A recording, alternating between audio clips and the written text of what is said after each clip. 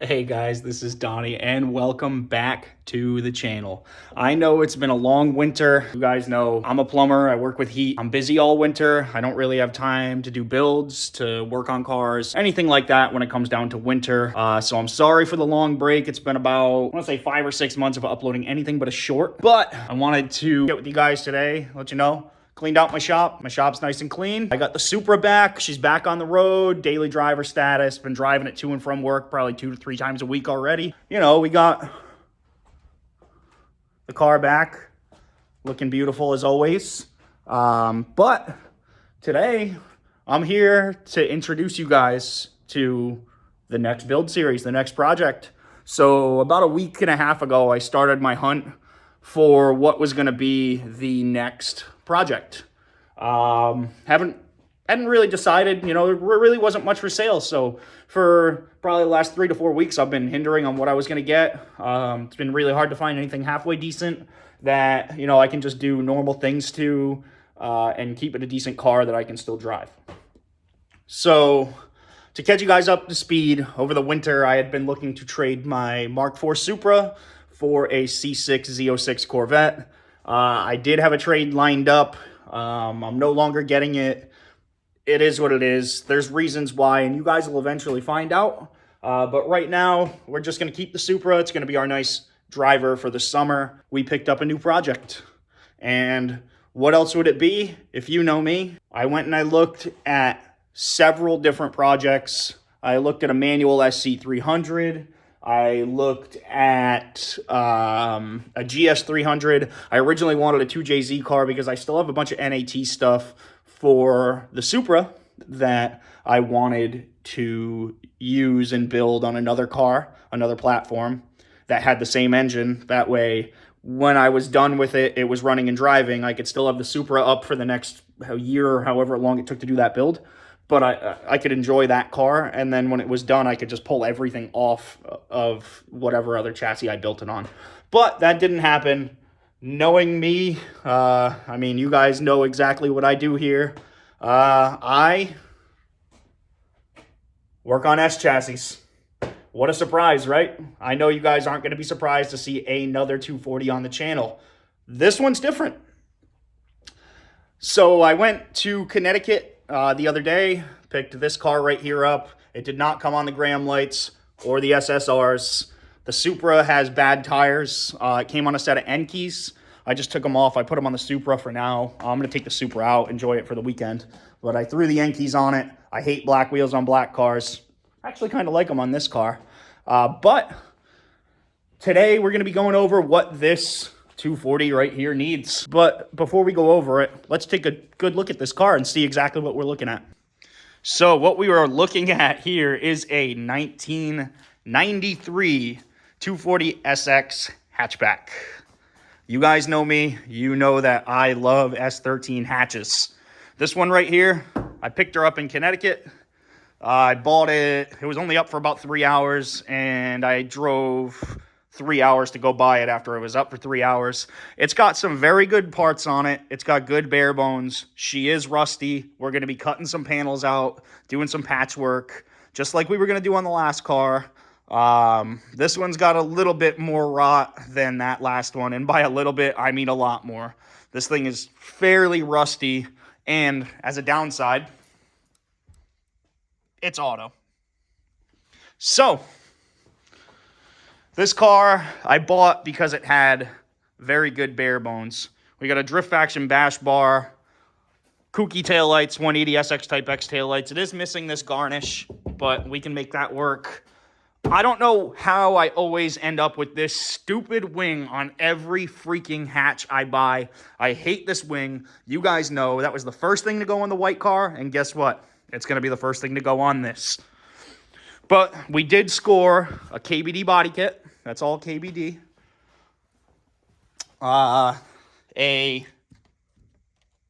crack-free dash and a full interior. Don't mind the ricey red stuff. That's all going to change. You know me. But full back seat, no trunk stuff. But that's a different story, you know. This is a slick top, and the roof is flat. D-Max hood. And when you look down the side of this car, you can tell it has never once been crashed or worked on, aside from the obvious ugly respray that it looks like a high school kid did in his backyard. So, the one thing keeping me from driving this car right this second is the fact that it has 0 brake lights. Yesterday I started doing some diag, but I figured I would pick up a brake switch before I did anything else. So let me pull the Supra out so I have a little bit of room, and we'll swap out the brake switch to see if we have brake lights. And if that's all it is, then I'll take this car for the weekend instead. This car does need some work.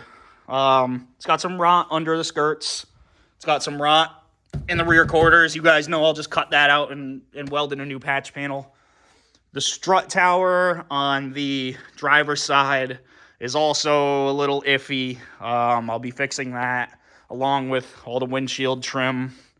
This car will receive either a full wrap or a full paint job. You know how I roll. All the rot will be fixed before I do that. I've got to weld up probably 20 holes like I did on the last car. So I probably got, maybe not realistically 20, but probably close to it. But I got to weld up all those little self-tapper holes.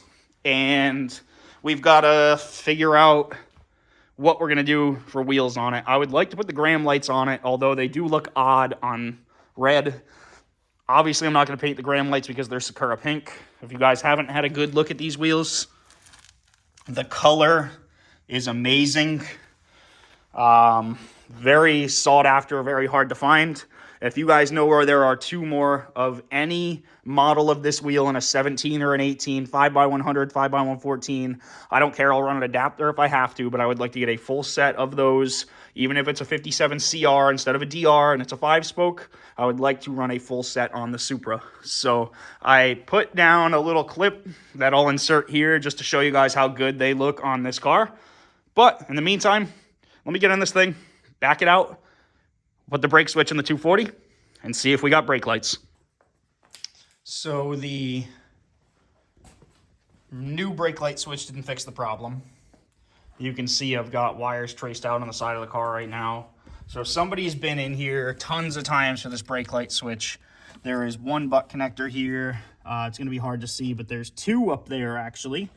And then when you come back from here, you keep going, keep going, keep going. There's actually another one under here. There's this one here, that one there. And then I just cut out another one that went from here to the blue over here. So what I'm going to do for now, this isn't necessarily the right way to do it, but for now, I'm going to take this end right here. This is the ground end. I'm going to run that all the way to the switch.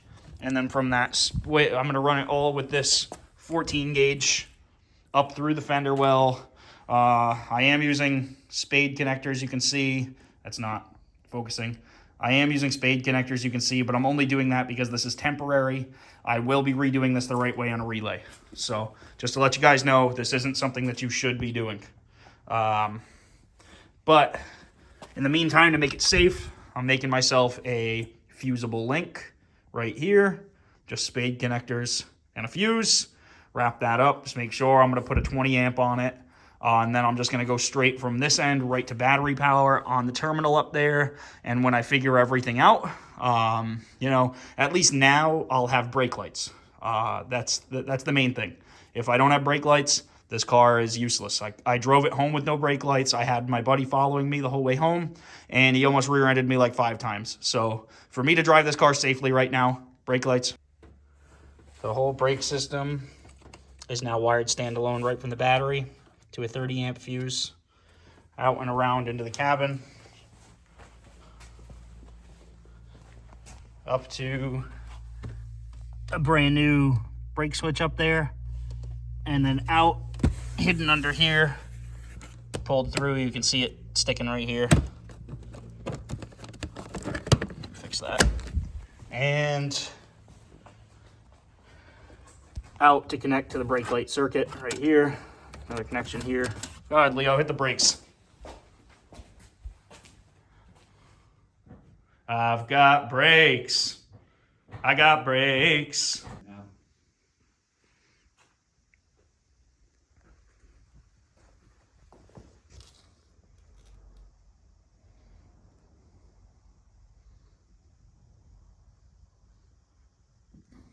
For the past like 2 hours, I've been cutting and buffing this thing for no reason. This paint is definitely far too gone. I mean, you can still see the clear coat coming through. I think what happened was this car may have had failing clear coat, like most of the red S13s do, and I think somebody just tried to scuff it up and spray clear over it, did a terrible job. Because right now you can see this car doesn't look too bad in video anyway. In real life, it's gonna be presentable, I think, once I'm done. But I just want to show you the difference between this right here. This is probably 2 to 3 hours of just one side, and I'm nowhere near done. I've just been doing section by section by section. But the way that it's been coming out is presentable for an S13. But like I said, the clear is gone. It's not nice. This car is still gonna get body worked and sanded down and wrapped. But for right now, I want to focus on some other things, getting it drivable, registered. Earlier, I rolled the fenders. Didn't really make a video about it because it's literally just, you know, rolling fenders. I didn't heat them up or anything because we're planning on body working the car.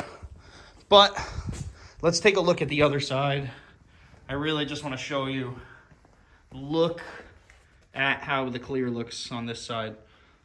This was the good side. That's the worst part.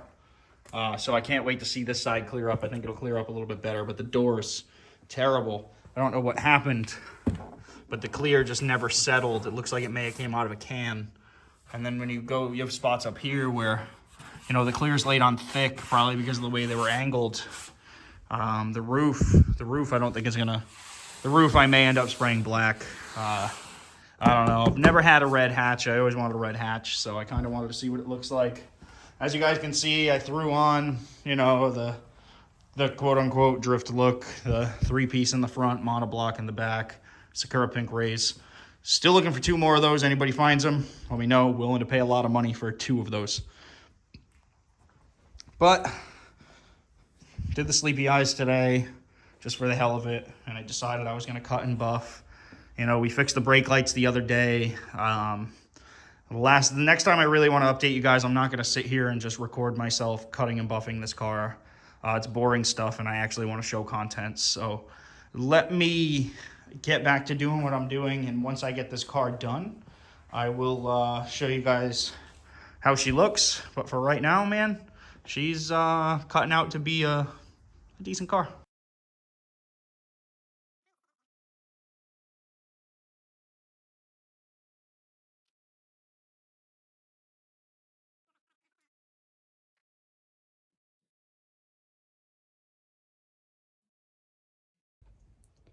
So in today's video, you guys seen Alex's LS400. Alex's LS400 is actually going to be a major project on our channel. I'm going to introduce you guys to Alex probably in the next video. He's a real cool guy. He's going to be a little camera awkward at first, I'm sure, but once he gets the hang of it, I think he'll be okay. He had an unfortunate mishap with the car. You guys seen all the scratches and everything. That car was probably 9.5 out of 10 clean before. Unfortunately, he had a pop-up garage, a garage in a box, a tent and post kind of garage. It came up in a windstorm. We had about 100-mile-an-hour winds. I had one in my backyard. My Mark IV Supra's bumper was actually inside it. Took a ride with it and got destroyed.